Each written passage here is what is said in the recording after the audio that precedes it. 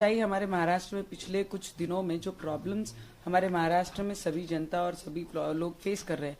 पहले तो हम कोरोना से परेशान हैं। कोरोना से लोगों को इतनी तकलीफ है, वो लॉकडाउन से तकलीफ है, मजदूरी से तकलीफ है, काम करने को नहीं मिल रहा, बाहर जाने को नहीं मिल रहा, पेट में एक तो आग लगी है, ऊपर से पूरे महाराष्ट्र में दूसरी आग लगी है, 100 करोड़ की आग लगी है। यहाँ 100 रुपए गरीब लोगों को मिल नहीं रहे हैं, यहाँ 100 करोड़ के घोटाले और 100 करोड़ के वसूलियां चल रही हैं। तो महाराष्ट्र में जो प्रकरण चल रहा है, मनसुख हिरेन का हो और अंबानी के घर के बाहर जो स्कॉर्पियो में जेलेटिन मिल रहा है, उसमें 20 स्टिक जेलेटिन के मिल रहे हैं। फिर मनसुख हिरेन उसका कंप्लेन करता है, वो कंप्लेन सुनते नहीं है। सचिन वाजे का फोन आने के बाद मनसुख हिरेन की कंप्लेन ली जाती है कि उनकी गाड़ी चोरी गई है। उसके बाद उनकी कंप्लेन दर्ज होती है। फिर जो व्यक्ति उसकी इंक्वायरी कर रहा है, उसकी डेड बॉडी इंक्वायरी करने जो इंक्वायरी में आया है, उसकी डेड बॉडी खाड़ी में मिलती है। उसी व्यक्ति को उसकी जवाबदारी देते हैं जो इसका हत्या करता है। सचिन वाजे है, 17 साल सस्पेंडेड जो अधिकारी रहा है, 17 वर्ष जो वो सस्पेंड एक अधिकारी घर में बैठा था, उस समय में वो किसके लिए काम कर रहा था? 17 सालों से वो उद्धव ठाकरे जी के लिए काम कर रहा था, मातोश्री पर।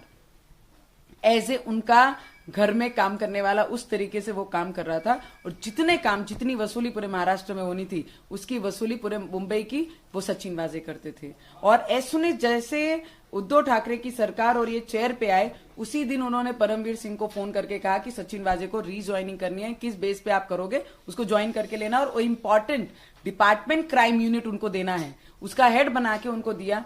और ये पूरे सब्जेक्ट में किसी को मार डालना, 100 करोड़ की वसूली अगर महीने की करते तो पूरे महाराष्ट्र में चिट्ठा देख लीजिए कितने करोड़ों की वसूली वो कर रहे होंगे।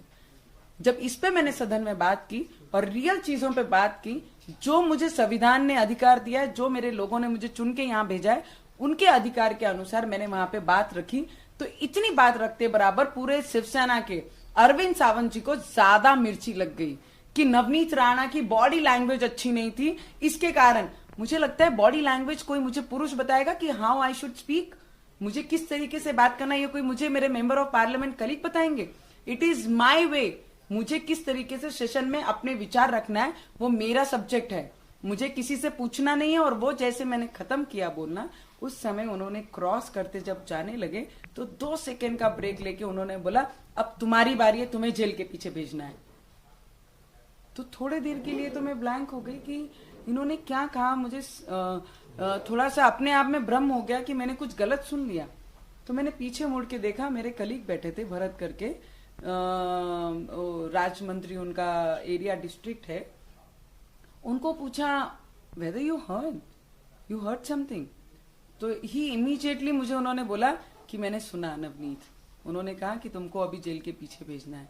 तब मुझे रियलाइज हुआ कि डायरेक्टली हाउस के अंदर मुझे आप थ्रेटनिंग कर रहे हैं, आप मुझे डरा रहे हैं। कि पहले तो मुझे बहुत सारे चिट्ठीज आए हैं उनके तरफ से कि आपका जो चेहरे के ऊपर घमंड है उसके ऊपर तेजाब फेंक देंगे, कहीं घूमने के लायक क्या नहीं रहोगे, ये सब बोला। तो आई वॉज लिटिल ठीक है, चिट्ठी तक बात है, फोन पे थ्रेटनिंग है, मैंने कंप्लेन की, पुलिस स्टेशन में एफआईआर की है, ओम बिरला जी को दिया। मैंने बोला तब तक के ठीक है, पर हाउस में सबसे पवित्र जगह पे, लोकतंत्र के मंदिर में, जब आप 25 लाख लोगों को रिप्रेजेंट कर रहे हैं, उसमें से आधी पॉपुलेशन महिलाओं की, जिनको मैं रिप्रेजेंट कर रही हूँ, महाराष्ट्र में रहने वाली महिलाओं को मैं आज केंद्र में आके, सेंटर में आके उनको रिप्रेजेंट कर रही हूँ।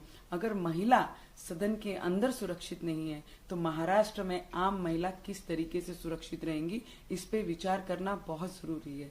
और शिवसेना गुंडे विचारधारा की एक पार्टी है, वो बहुत सालों से नाम लेते हैं, पर हाउस में आज तक का ये पहला इंसिडेंस है कि जब एक महिला को थ्रेटनिंग की जाती है हाउस के अंदर, लोकसभा के अंदर। तो मुझे उस वक्त लगा, पर मैं एक चीज जरूर बोलना चाहूंगी कि महिला कमजोर होती है ये विचारों से। जो भी काम करता है कि महिलाओं को डरा दिया जाए तो वो आगे आकर अपने काम नहीं करेगी, बात नहीं रखेगी, विचार नहीं रखेगी। तो मैं एक बात जरूर स्पष्ट करना चाहूंगी, मैं पहले भी बोलती थी, लोगों के हित में बोलने के लिए, लोगों के विचार यहाँ पे रखने के लिए मैं पहले भी बोलती थी, आज भी बोल रही हूँ और कल भी बोलूंगी। किसी की धमकियों से अगर हिम्मत है, अगर मेरा कुछ है, तो मुझे आज ही जेल के पीछे डाल दीजिए। मैम कहाँ आपने इस बारे में शिकायत दी? मैंने आज ओम बिरला जी के लिए को पत्र लिखा है। 100% मैं पुलिस स्टेशन में भी इसकी तकरार करूंगी। और आने वाले समय में मैंने जो हाउस के मंत्री हैं हमारे उनको भी मैंने ये सब चीजें एक्सप्लेन की हैं, उनसे भी चर्चा की है और कल फिर मैं इसके ऊपर चर्चा करके आगे जैसा निर्णय लेना है वो जरूर लूंगी। पर मैं यहाँ रुकूंगी नहीं, किसी के डराने से या किसी के डर से मैं यहाँ थमूंगी नहीं। बहुत मेहनत करके, बहुत कष्ट करके, खून का पानी करके ये हाउस तक मेरे लोगों ने भेजा है, तो इसे न्याय देना, मेरे लोगों को न्याय देना, जब तक जान रहेगी तब तक लड़ूंगी और जो सच रहेगा उसके साथ खड़ी रहूंगी। मुख्यमंत्री से भी बात करें। नमस्कार, मैं हूं मानक गुप्ता। अगर आपको हमारा ये वीडियो पसंद आया हो तो इसे लाइक और शेयर जरूर करें और हां, हमें सब्सक्राइब और फॉलो करना ना भूलें ताकि आप देश और दुनिया की कोई खबर मिस ना करें। तो जुड़े रहिए हमारे साथ और देखते रहिए न्यूज़ 24।